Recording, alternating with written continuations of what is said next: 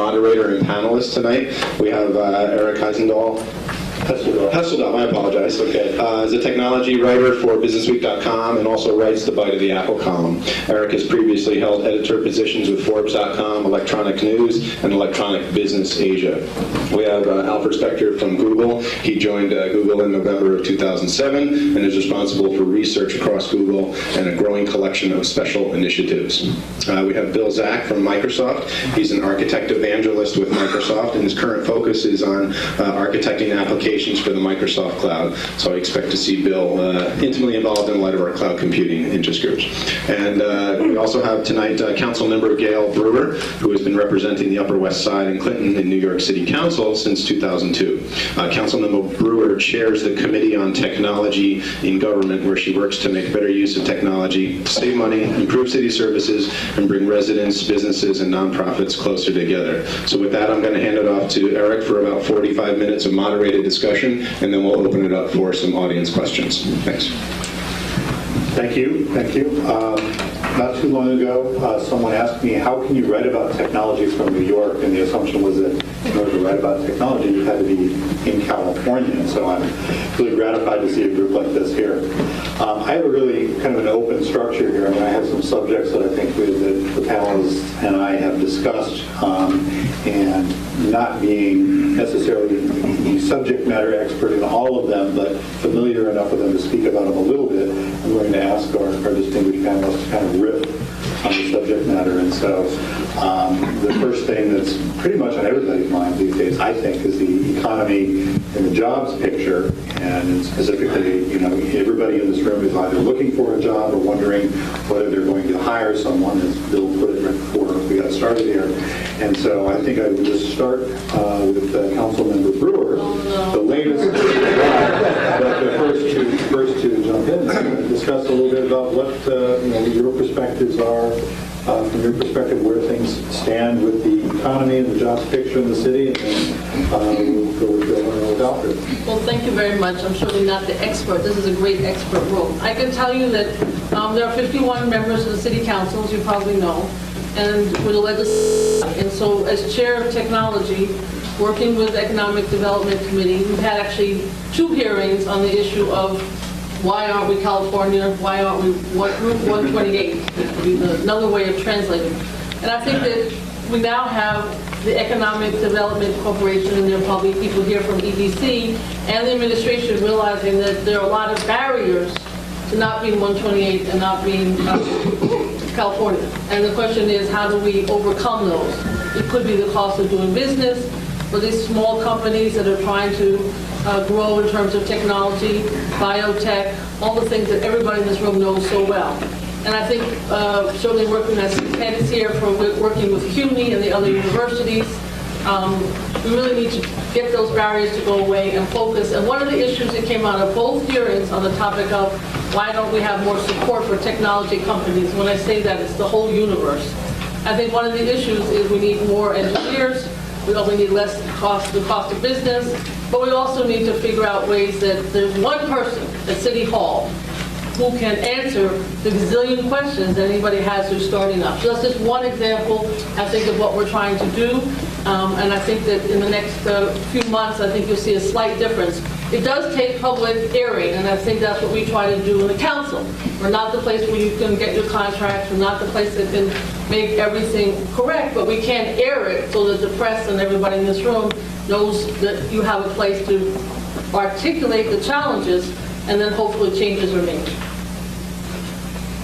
Bill, now you were saying that, well, one, there's jobs at Microsoft, is that right? Well, not necessarily jobs at Microsoft, but to get ready for tonight, I thought there were 2 things we want to talk about. One is technology, and the other is what it means to you as far as finding a job or hiring someone. So I did a little research, talked to my friends at Robert Half, who had done some research with Forrester, did a little analysis of jobs posted in the last 30 days on dice.com. I had some beautiful statistics for you, but unfortunately they're in PowerPoint slides. Some guys can't think without PowerPoint slides. What I'll do is I'll give it to Don so that they can be posted on the website. But effectively, the picture looks pretty good job-wise. There's a steady growth. It's better than it was. easy to believe, right, because nothing could be as bad as it was, I think. But the financial services industry is still recovering.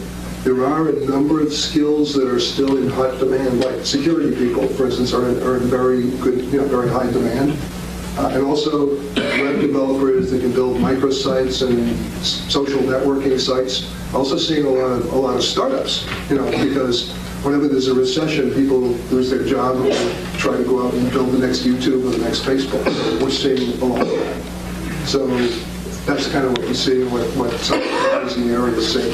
Trying to focus in on New York, not necessarily the whole country and the whole world. Now, Alfred, of course, my question is a little bit about jobs, but I kind of missed an important point. This is letting everybody kind of introduce themselves and what they're doing at Microsoft. So maybe, Bill, you can cover that, and then Alfred, we can pivot here as well. Sure. Don pretty much described it. I spend most of my time talking to technical decision makers in companies that use Microsoft technology, or potentially use Microsoft technology. I love the title Architect Evangelist. It has that Bible belting, belting feeling. But effectively, that's what I do. I discuss and evangelize leading-edge technologies, new technologies, emerging technologies that are coming out of Microsoft or the Microsoft vision for technology. So I spend, like you said, I spend most of my time talking to architects, technical decision makers. I'm not really a salesman, I'm really a techie, but I'm an architect, so that's where I'm coming from. Well, see, so I guess there are many ways I could begin. First, in my role of being VP of Research for Google, but doing it from New York City, I want to affirm the technical vibrancy of New York City. I live in New York. We have the second largest Google technical facility at Google in New York City. It's our second largest engineering facility outside of Mountain View. And we're here for a reason. We're not here because we like all the restaurants. And we're not here because we have a tremendous city council or other reason. We're here because of talent. So there's an immense amount of talent in New York City. And that's what I think is going to continue to drive high tech. So to us, that makes all the difference, 100% of the difference. And that's why we're here. And I think New York has often, throughout its history, I've been watching the Burns specials when I was kids on New York, it's always been about entrepreneurship and talent. And that's something that's very special to us, and I think essential to the future of high tech here. Now, that being said, the other aspect I think that is very important that we all have to realize is, and it's also been essential to the history of New York, is change. Right? New York changed dramatically after the Revolutionary War because it was basically burnt down during the Revolution. And we've had an enormous resilience towards embracing change. There's no question from my vantage point at Google that there is immense change going to occur in virtually every industry, particularly industries centered around information. That change is still going to happen, even though IT is maybe 50 years old. We are still early in that trend. So there's going to be enormous change, and that's where job growth, excitement, productivity, value to society is going to be added. So I'll just give you a few examples. These are things that are to a large degree under my purview. Healthcare. So we see it across Washington. We see it in almost every large university medical center. There is no question that not only biotechnology, but information technology is going to, and in fact must, dramatically change the quality and cost effectiveness of healthcare. We're right in the middle of that. It's going to take some time, without doubt, to achieve its full impact. But there's enormous opportunity there. New York City is clearly a center for healthcare. We must be involved in that. Google is involved in that as well. Second one is education. I play a large role in that as well at Google. Have any of you spent any time surfing the web, looking for educational materials that are on the web? It's amazing how much is there today. Just look at our property of YouTube. The number of self-help and good videos on YouTube for every possible purpose, ranging from teaching a kid mathematics, to teaching astronomy, to teaching business, teaching how to fix your faucet when it leaks. It's an amazing amount of stuff. if our mission is to organize the world's information and make it universally accessible and useful, I can't say we've necessarily been able to put together educational curriculum from this yet.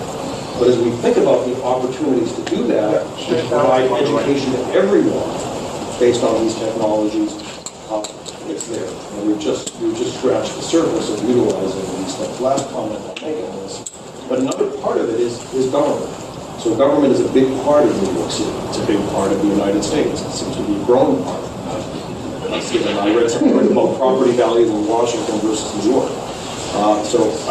In any case, it's clearly an opportunity to utilize technologies in government way beyond what we've done before. Certainly the kinds of measurement-oriented technologies that Google has been a proponent of and that the New York City has been a proponent of, ever more practical so we can understand what people need and how we're doing and measure ourselves.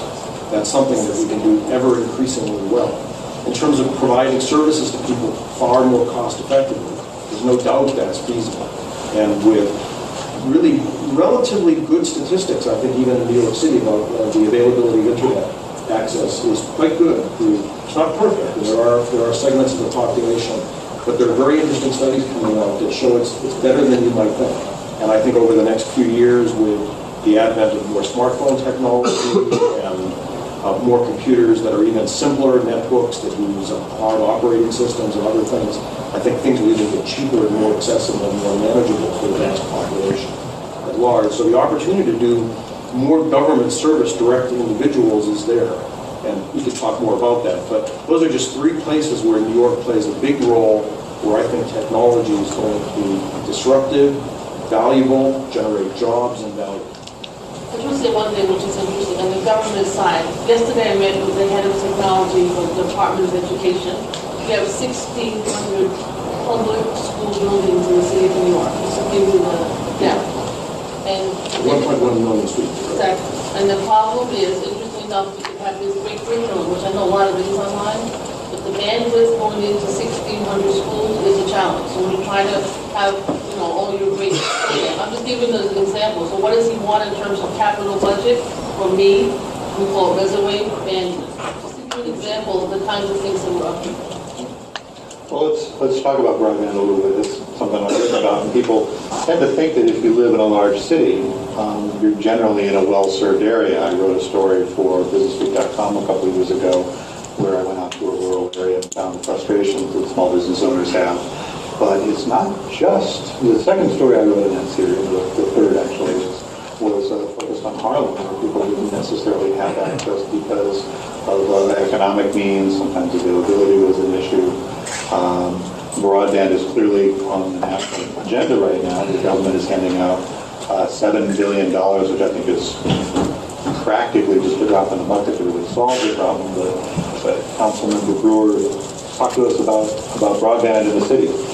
Thank you very much. Working with Kunal, Mahalter, and Sam Wong from our office and the administration, we put together a broadband advisory group. It was actually legislative, and then people were appointed through a very complicated process. And we went to all 5 boroughs, had hearings. It was really interesting. Our best hearing was in Staten Island. Was anyone here from Staten Island? I really appreciate it. More people came out, and more people were concerned. Healthcare was the #1 issue in Staten Island in terms of needing broadband for healthcare.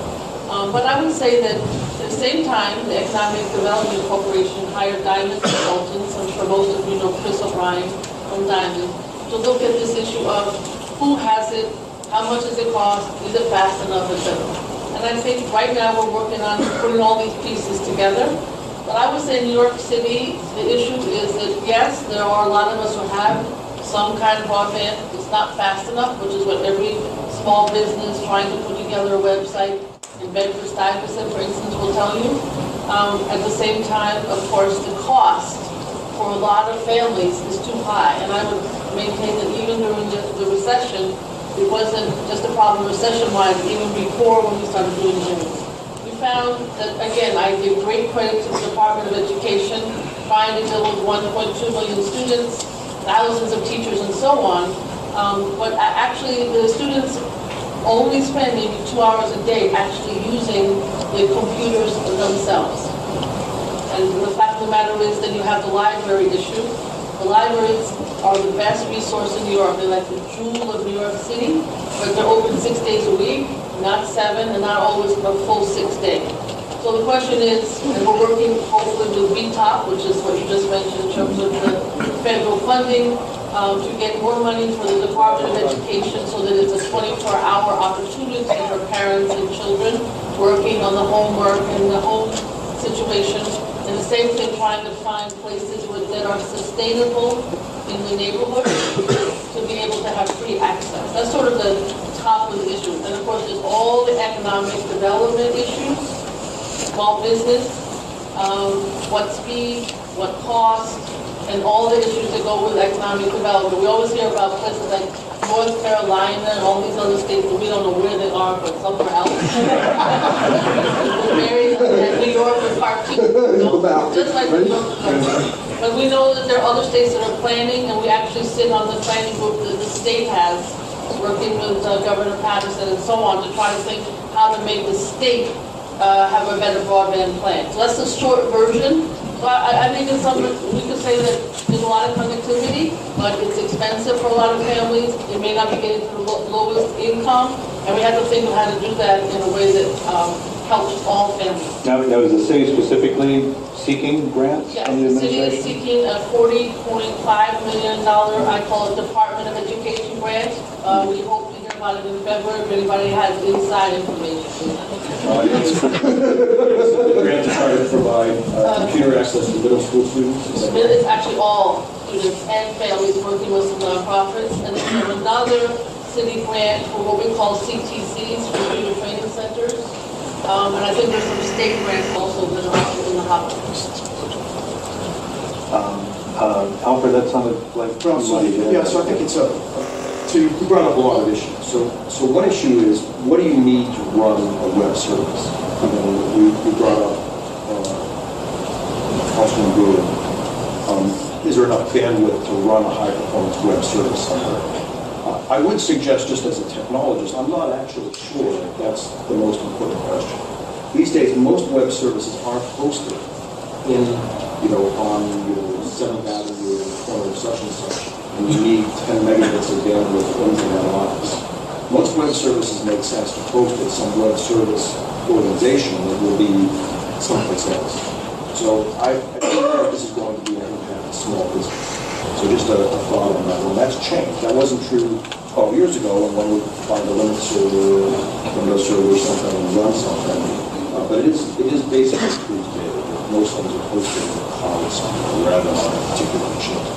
Then the issue becomes what we really need for the general population, which we clearly do need there.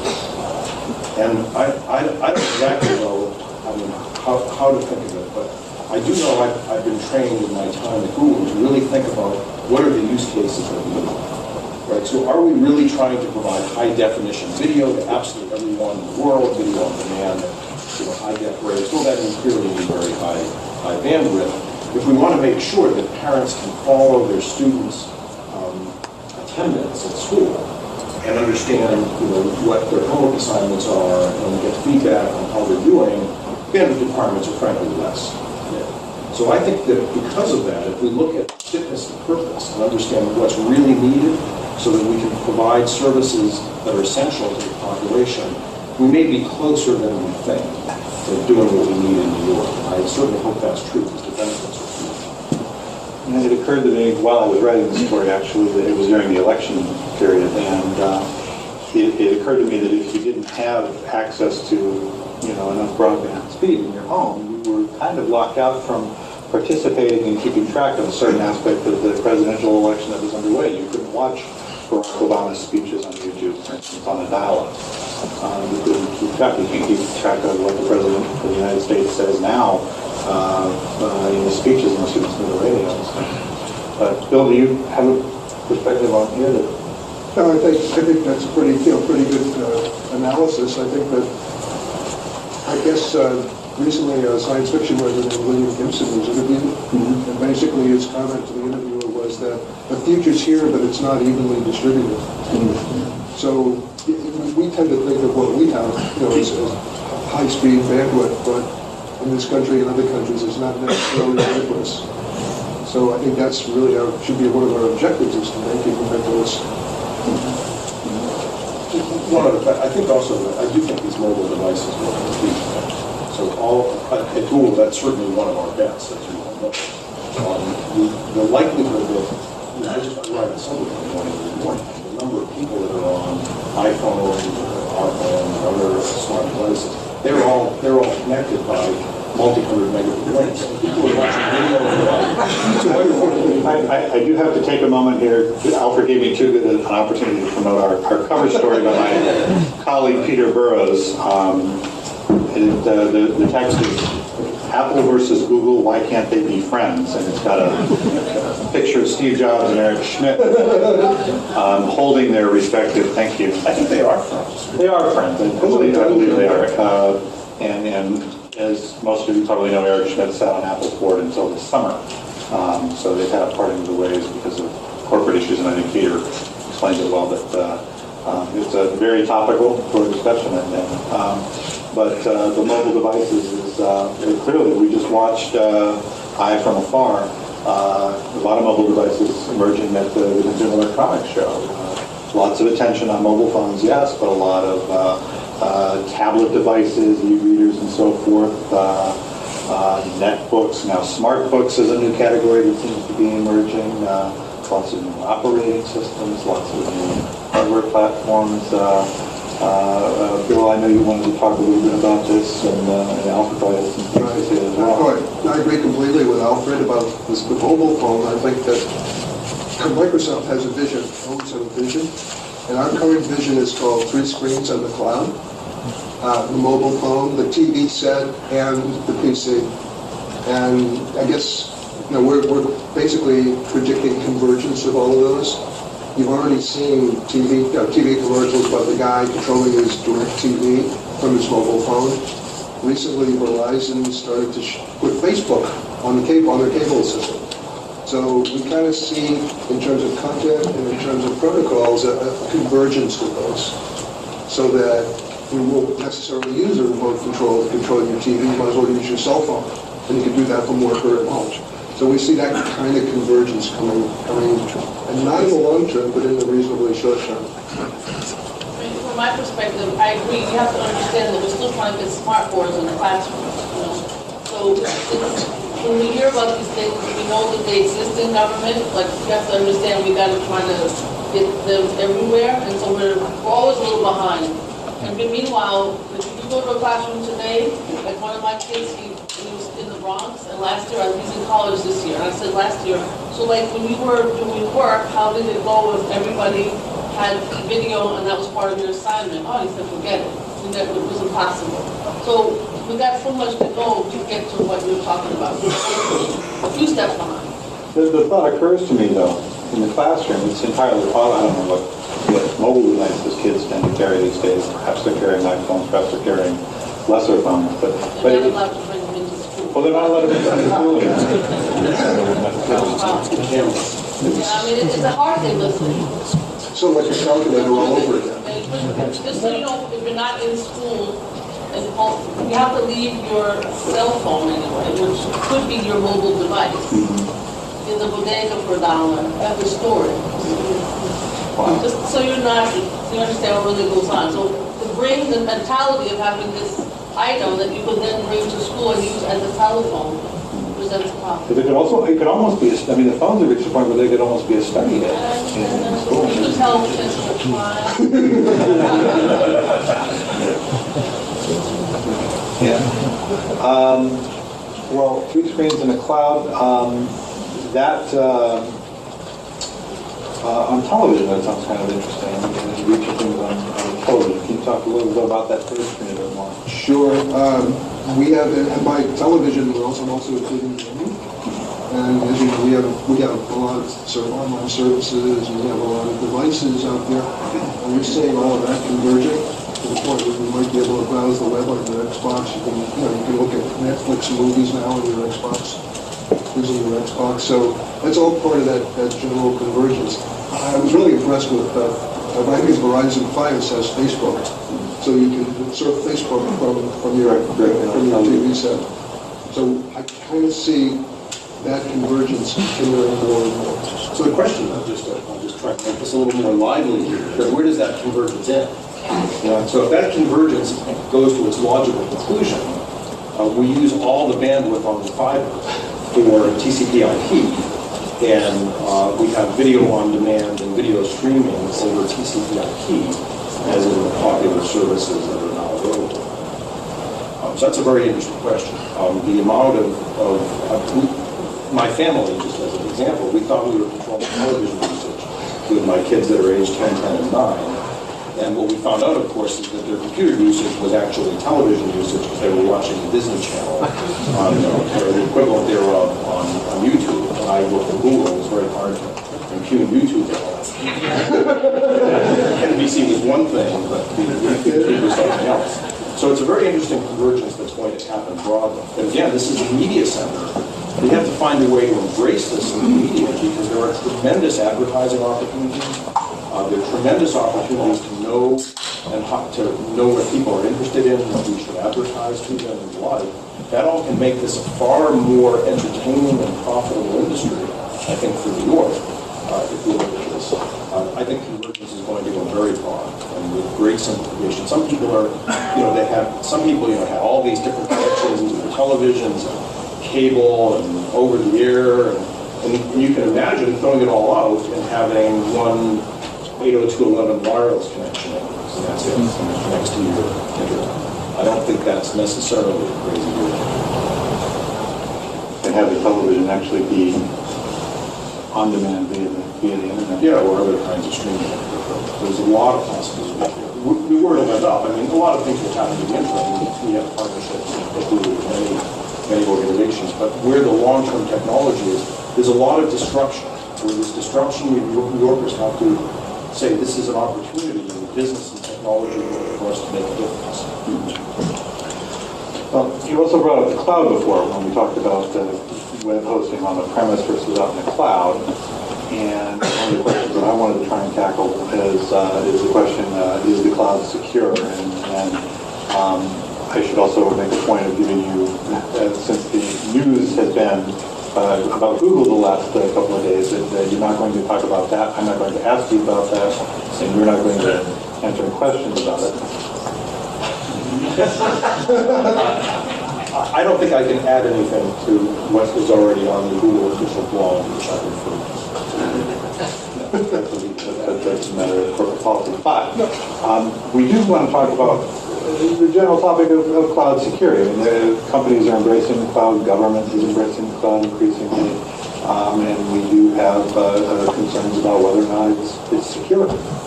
So Bill, do you want to tackle that one? Yeah, sure. One of the things that amazes me is that it almost seems like deja vu.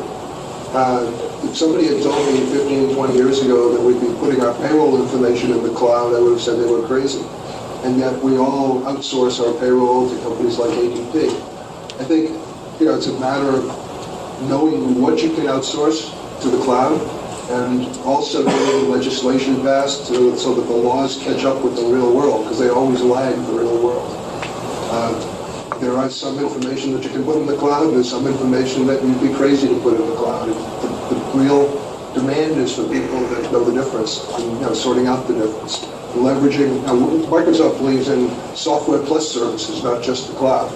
We believe in our on-premise stack, we believe in our cloud stack, and we even believe in hybrid applications, so that you don't necessarily have to put an application all in the cloud or an application all on-premise. You can build an application that leverages the best of both. And also from a security perspective, that leverages the right security requirements so that you don't necessarily put personally identifiable information in the cloud. Maybe you keep that on-premise, or you encrypt it in the cloud. There's a lot of considerations.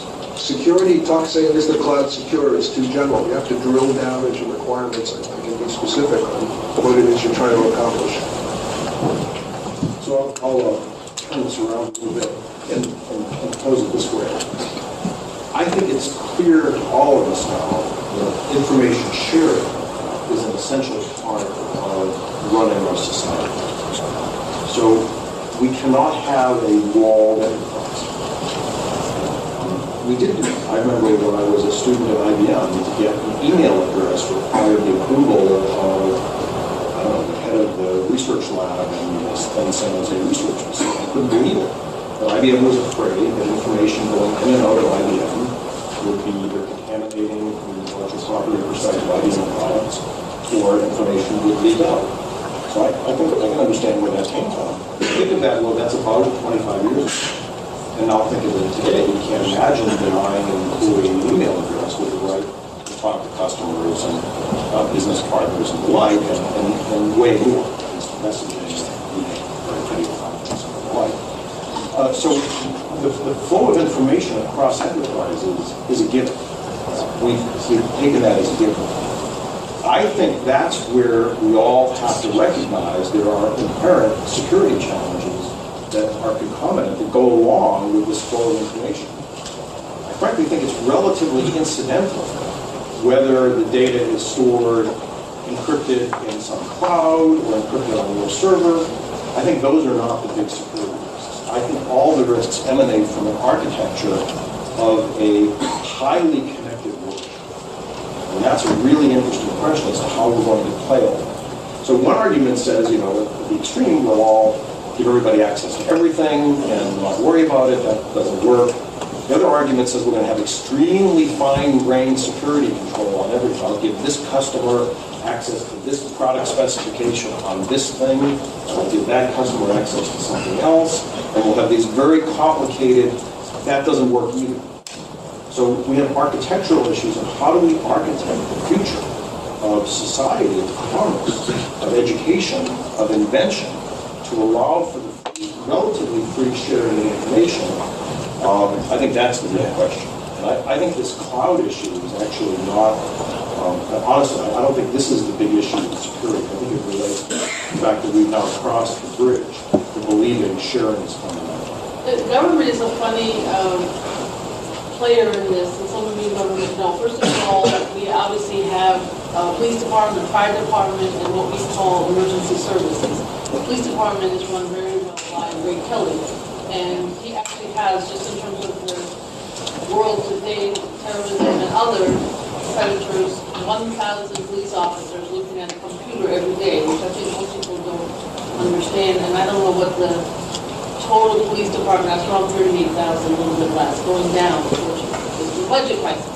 But the fact of the matter is, in addition, now we have this NYC win, which has been quite controversial in the Daily News because it is a public safety system citywide. I think Northrop did it, and you may be from Northrop, and it's not quite operational in terms of what it should be, but the opportunity is there. At the same time, we're trying to be redundant to make sure that in addition to Metro Tech 911 operators, they also exist in the Bronx. Without getting into all the politics of this and the cost overruns and the Daily News' articles and so on and so forth, that's kind of the security issue. And we, of course, at one point wanted to have sort of a civic net so that, everybody in New York could have free internet. But we were told that NYC could not possibly do that because there was no ability to have a firewall between the police department, fire department's information, and the public. So after asking about that for 2 years, I gave up. And you probably could figure out how to do it, but I gave up. And at the same time, we're also dealing with electronic health records. That's the other issue. Everybody's, no problem, right? It used to be, you're not going to laugh. The health department, when you die, you have to register that. And it used to line up at 125 Worcester, right? 125, and it was 24 hours, you could go register, then you die. The funeral director. Did you have to do it first? Yes, the funeral director has to walk. The doctor has to sign off, but also the doctor was a detective. So they used to send somebody out with jitney, get the signature, and come back. That's only 3 years ago. So now we have electronic health records, but then the question is security. And so I just mentioned, these are some of the things that government very slowly turns and hopefully gets to the point that you can have the discussion about cloud or something else. But those are the nitty-gritties of security issues. Bill? No, I have nothing more to add. Except that from listening to your discussion, I think we need lots and lots of bandwidth. It's not really a security issue, but security plays a big part in terms of keeping data secure, getting access to data, getting access to information. So it is related in a way because. So I'll make a comment. On healthcare. It's a very interesting point. So many people believe that healthcare information were electronically stored, broadly accessible to physicians, specialists, caregivers, members of the family, and to ourselves, so we could begin to adopt some of the same approaches towards our own healthcare that we do to, say, fixing the kitchen sink. Google it and find out and learn and be a participant in one's care rather than going to a wartime position. We all think it's better, but many of us believe in that. So it's a very interesting public policy question as to how it's all going to play out. So one approach says that the healthcare institutions will have a federated system of electronic healthcare data, each with some aspect of our healthcare information. And they will store that, and somehow they will be able to share it, and they will in fact be required to. And they will be able to have this sort of large federated database across this $2.something trillion sector of the U.S. economy, and it will all work seamlessly. Now with that, as consumers, we have really no choice about privacy and security. It's just going to happen. So there has to be a lot of regulation to make sure that that data is used very carefully and really subject to whatever any of us might want. Now the other side of it, the other approach, and this is an approach Microsoft has taken to a large extent, as Google has also, the other approach says, well, what if we as individuals can opt in to a patient-controlled healthcare? And we ask our physicians, our caregivers, our prescription drugstores, our lab testing agencies and the like, to give us information when we want, and it's under our control, but it's opt-in. And if we want to release that to anyone, another caregiver, another physician, maybe we want to put it up on a public bulletin board because we want advice from someone because we're not happy with the care we're getting. Actually happens amazingly large amounts. That's our decision. Of course, now then the privacy and security issues are much less because it's opt-in. And that's a very interesting approach. We'll see how all that plays out. But as you look at the future of what's going to be happening in healthcare, I think you're going to see a dichotomy with sort of both of these things proceeding, and we'll see how it plays out. We're a strong advocate of certainly pushing this consumer-controlled healthcare information just because it actually seems neater from a privacy and security perspective. And what I think we'll see is while we all have to vouchsafe the data that a consumer has, we have to say it's encrypted and we won't give it away, I think we're going to find consumers relatively freely releasing healthcare information if it gives better health data. But it will be the individual's decision. There's some of the hospitals now, because we're not quite there yet, when you go home as a senior and you don't have a computer and you have no idea how to do it, they're actually employing nonprofits, OAPS, which is the one that works with seniors, to go put the computer in, train the senior, and then the hospital doesn't have to answer 100,000 phone calls, and the senior can do what you just described. But unfortunately, it takes that retail work right now to make that happen. And so a couple of hospitals are doing this as a pilot to see if it cuts down on their costs and their time and so on. We're dedicated to that. Very good. Great. I'm ready to move on to start taking some questions. Yeah, so why don't we do an initial round of applause for everybody for the debate. We're going to pass around a couple of microphones, and we'll have about a half hour of questions from the audience. I'm going to start here and move this way, so let's start over in the corner here. Hi, I'm Joseph McFord, corporate performer artist for a search marketing technology firm. I think arguably that search and the advertising model for search kicked off this last era of technology development. And I'm wondering where you see the future of search going, and specifically, when can I be on my cable vision, pop up Google, search for Play It Again Sam, see that movie clip appear right on my screen, they will play the movie, and interestingly enough, I recognize that it's semantically relevant because Play It Again Sam is not tested. I'm not sure I can answer the last question, except to say my wife is really frustrated with the Food Network's not on. She's really frustrated. what I can tell you is a little bit about the future. So what I see happening is the first is that there's this sort of free translation between every form of data that's going to be happening in search. So there is visual data, there is video data, there's audio data, there is textual data, right? There's graphical information of various forms, and there are more kinds even than that. What we would expect is that you should be able to enter information in any of those forms and get information back that's relevant in any of those forms. So you might think that it's silly, but it's not. We talked about something called Google Goggles. We take a picture of something, and that's the way of entering a search query. That's quite relevant, because sometimes a picture is worth 1,000 words in describing it. We do it all the time in navigation in an online video site. So what the search query is actually the initial video that you see that then triggers many more videos that are like it. We have image search. You see this on the Microsoft site as well. When you look at it, you get an image back and says find similar ones, because you want to find the similar images to the ones you see. We are very proud of, and it's actually we should be very proud as New Yorkers, this work to a very large extent in New York City here. Voice search on the iPhone, on the Google phone, and many phones is done here, works remarkably well. So that's voice in and image or text out. So all of these combinations will work. Second, we think search will work essentially increasingly well independent of spoken language. So we translate amongst 51 languages today. There'll be more in the future, including some relatively esoteric things like Yiddish, which we just did. We did Yiddish. So we think we can do some small languages, and that's an example of one, which will actually provide to underserved populations the ability to access the broad web, which is really, really valuable to them.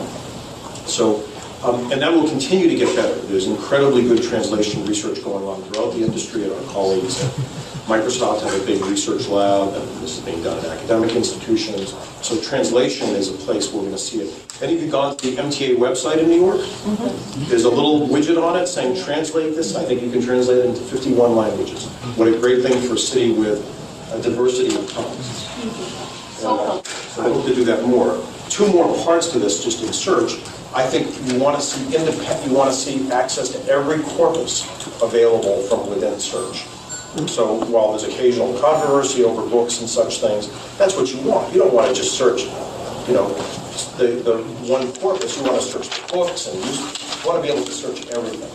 And some of that may be your own personal information. You want to search, but only you want to be able to search your own personal information. And then finally, the last one is device independence. So you want all of that to be available from your television, as you guys have observed, from your cell phone, from your book reader, from, I don't know, something that's a microphone in the room, you name it. And I think device independence is increasingly coming. So that's my vision of search.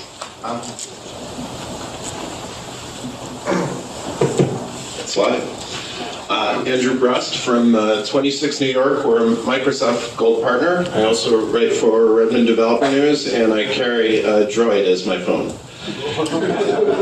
And my question isn't for either of you, it's for Councilmember Brewer. Just wondering if there's an update on the Council's open government data initiatives as opposed to the administration's. What he's talking about is the mayor put out an apps opportunity for people to apply, and there were lots of suggestions. My approach to politics and to government is a little bit different, which is the reason I got interested in technology in the first place, some 10, 20 years ago, is I believe all government information should be public, not obviously health records, not obviously public security, not obviously personnel, but we can go beyond that. Anything that the agencies have that's not private and personal, I think should be yours. But that's not the decision of the administration right now. So we have legislation that would do what I just suggested, and I'm trying to pull in as many chits from the speaker as possible so we can make sure this happens. But that's the debate, and obviously, it's just like anything else, you have to go back and forth with the administration. And so I would really appreciate anybody's support on that, and if you want to get copies, you can just contact us on the web, and thank you for asking about it. What is the debate over? I mean, what's an example of the arguments pro and con? Well, I think the administration, I don't know how many apps are out there now, it's in the hundreds, maybe, is that, how many? 85. Yeah, it's not even 100. And of course, let me give you an example.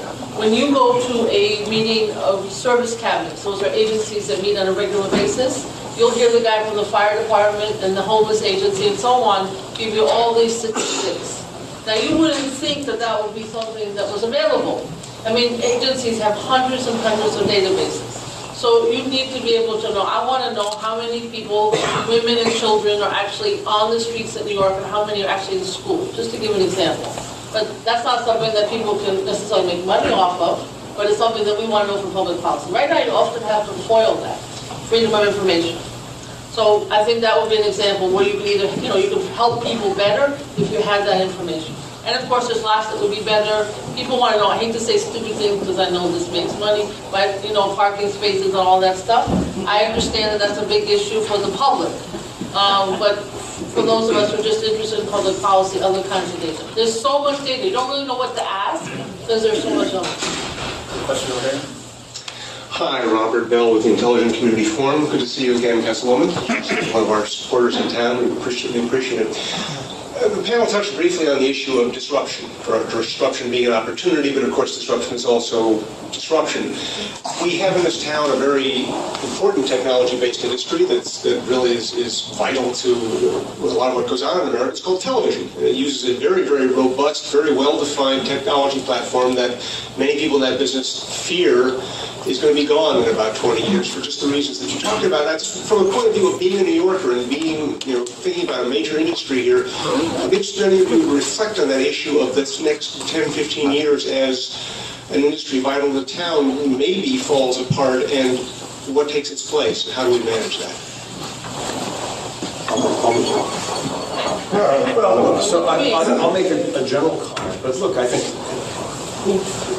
the medium is incredibly, we're talking about movies and it's an incredibly powerful art form, right? It's an amazing invention. Now, what I think is the case is that it has innate value to the viewer. So there will be, I think, a large diversity of ways to monetize that, and this does apply to television generally. So I think monetization will occur in three ways. I mean, there are three basic approaches to this. One is subscription. So that it's been demonstrated to work in some cases, and I think there will be more. Second is advertising, which demonstrably works, and there's no reason that doesn't continue to work. In my opinion, it's worked well in many places. In fact, it could work far better.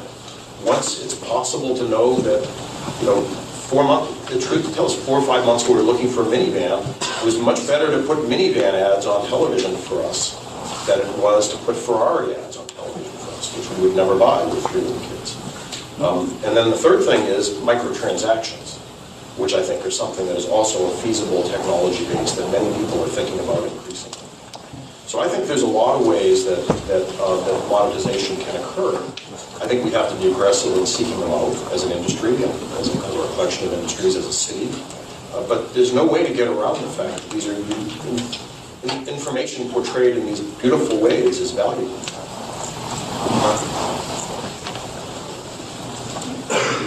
Just an additional comment.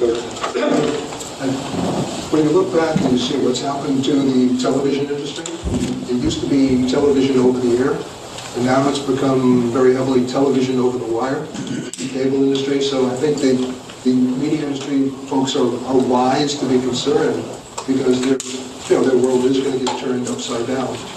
And going beyond that, and thinking about this convergence, we can see that it's even going further than that. It's becoming radio and television over the internet pretty heavily. So they've got to adapt with the times, or they're going to be in the same position that a lot of other companies are, being a money-worth manufacturer, not adapting. The disruption is coming, whether they, like it or want to try to stop it or not. So I see it. going to the AM, like AM radio. But I want to follow up on that and say, ask you about the following. When I was growing up, and many of you maybe on my age, we were about sex, drugs, and rock and roll, and 2 out of those 3 were illegal, finally becoming legal. But I have also a 10 and 12-year-old, and I'm watching how they are pushing the envelope, and their envelope that they're pushing is not sex, drugs, but that's a different issue. What they're pushing is privacy, and while you were talking here about the privacy on the cloud, security on the cloud, they don't seem to have a concern about that at all. And I'm just wondering whether, as this gentleman said about information is everything, whether 5 or 10 or 20 years from now, these kids are in charge, whether they say, I have a question on Spector. Security is much more important to have information, and I wonder what you guys have to say about that. I think that we've always been willing to sacrifice a little security if there's enough benefit, and I think that'll continue. These kids are sharing information, perhaps too much information. But I was reading an article recently where someone said their daughter pointed to a Kindle and said, "That's Daddy's book." So their whole viewpoint is changing, and they're much more wired in. They're way ahead of us. They're way ahead of us, and it's a little scary, but you got to run fast and keep up, that's all. Every generation is like that. Aristotle was somebody who was saying that the kids nowadays are, out of control, right? So my point was that we had laws preventing us from doing certain things. There are no laws that prevent them from doing what they were already doing. But it's up to organizations like this to help get those laws passed, I think, as part of the Technology Association.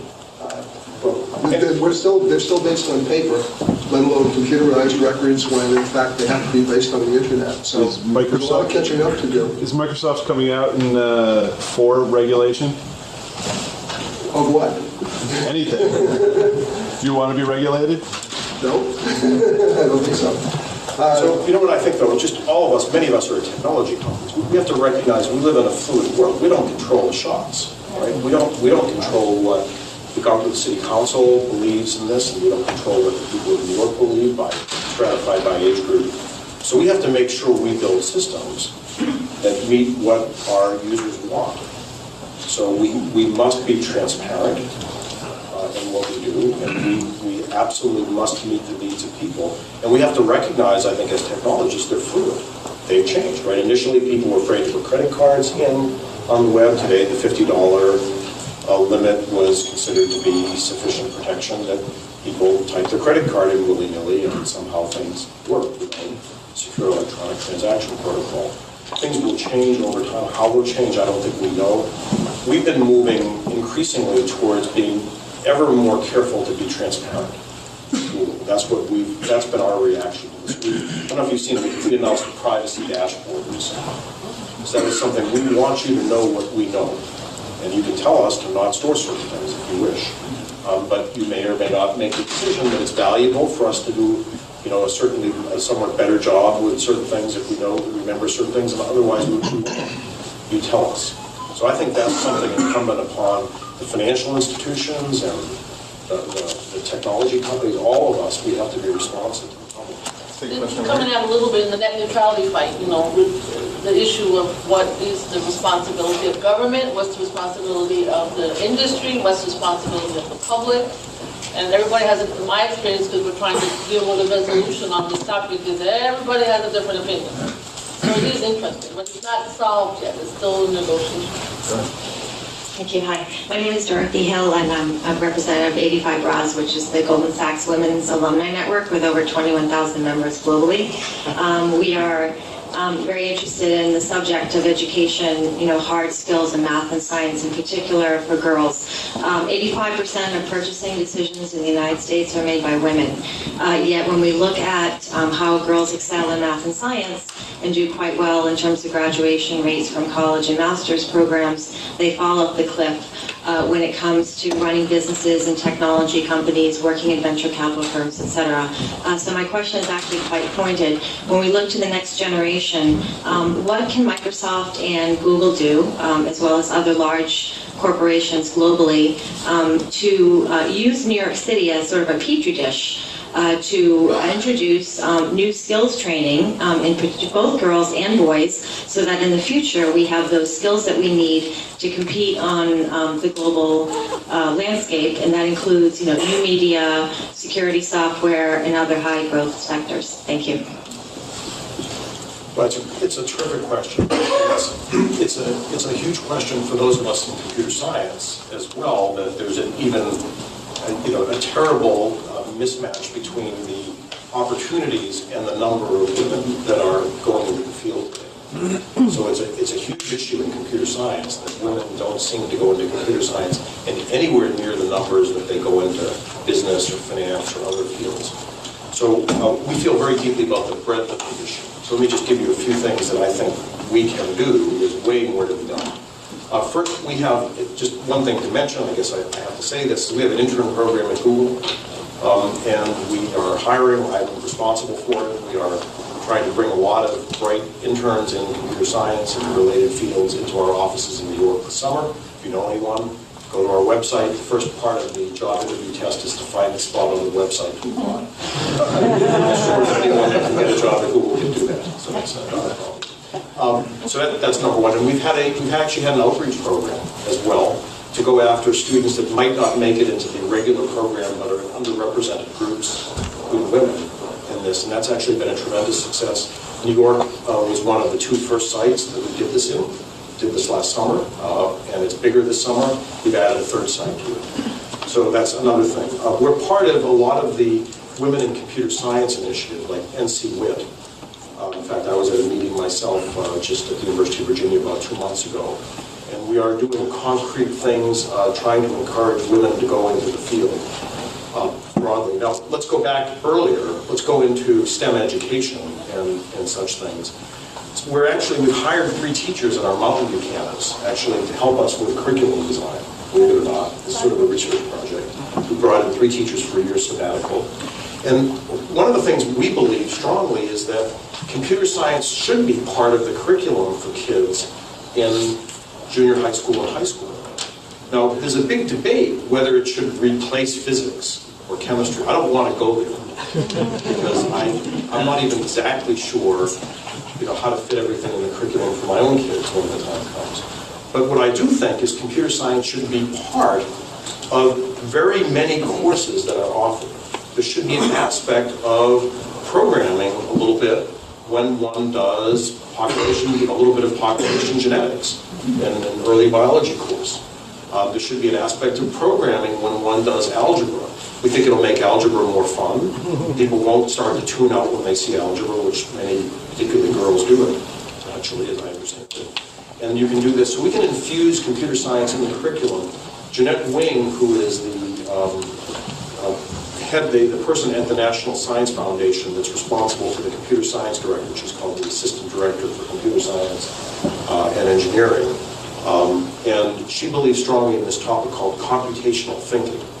So we would like to infuse in the curricula this notion of computational thinking, which will be, we believe as computer science nerds, that it's going to be essential in all disciplines.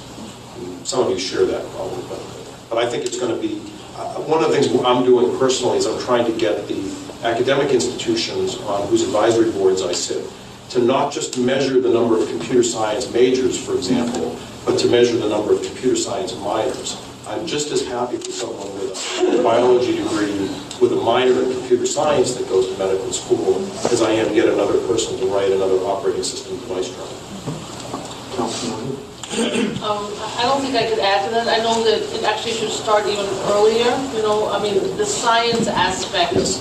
The American Museum of Natural History and the other scientific institutions in New York now have something that I actually started called Urban Advantage. Goldman Sachs is actually one of the funders, and what it does is it says science should start early, and that's middle school and younger, and from there you go to all the sciences. I'm not going to debate which is better. They're all lacking in terms of girls.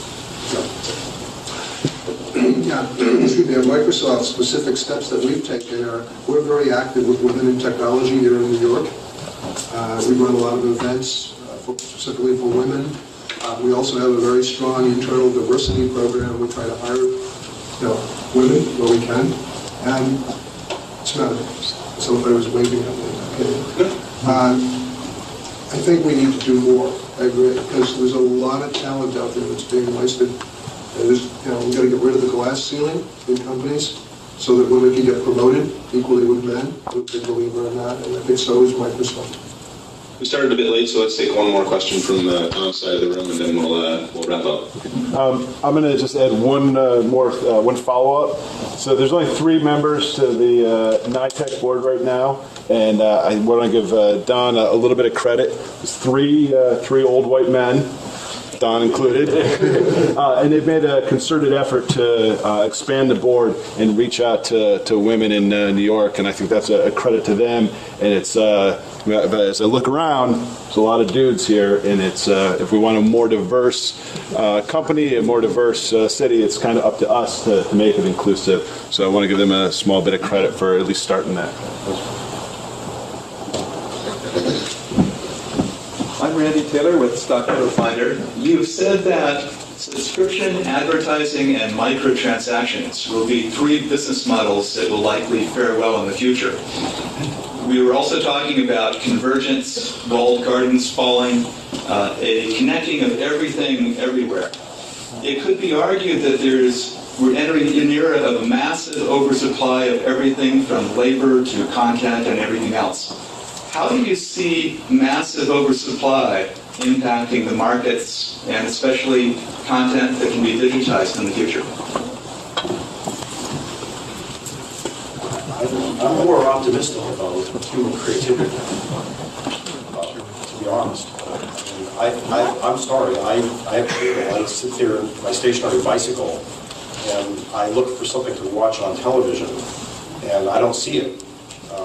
Many nights I'm frustrated that there's nothing to watch on 100 channels. So I think there's more room, and I'm not that weird. You have 100 channels, you are weird. I only have 100 channels. That's right. It's actually right, there's more, there's like 500 channels. But in any case, I think there's a lot of room for human creativity. So I think we have to recognize that I don't think there's any limit to what we can create that is wonderful and entertaining and valuable and energizing. And we must assume that as a society, and it's been true throughout the history of mankind. Do you want to do that? Just that I think the problem of oversupply is not as important as the problem of undersupply. Right now we don't have enough of everything. I think if we have enough of everything or more of everything, we'll find a way to utilize it productively. So I really think that, I don't see that as being a problem. Having more channels, more convergence, more diversity, I don't see that as a problem. I see that as an advantage. Because we'll be creative, as Alfred said. We'll be creative in how we use it, and how we combine it, and how we consume it. I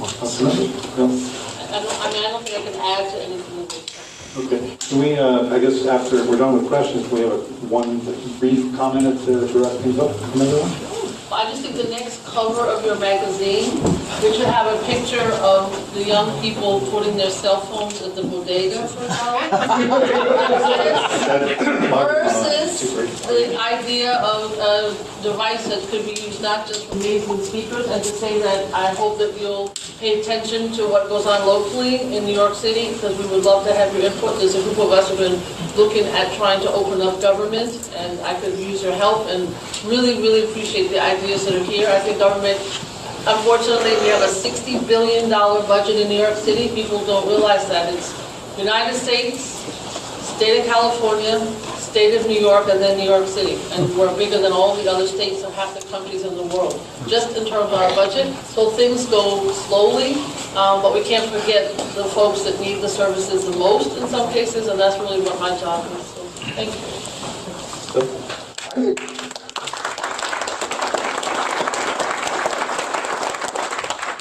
I think this is a great time to be alive. I think I'm very optimistic about the future. I do see that we need to make the technology that's available to some of us who are favored a lot more broadly available and evenly distributed, to the point where these kids can use their cell phones, the politics and the laws and everything are lined up so that they can take advantage of the technology to learn. So I think we're living in great times.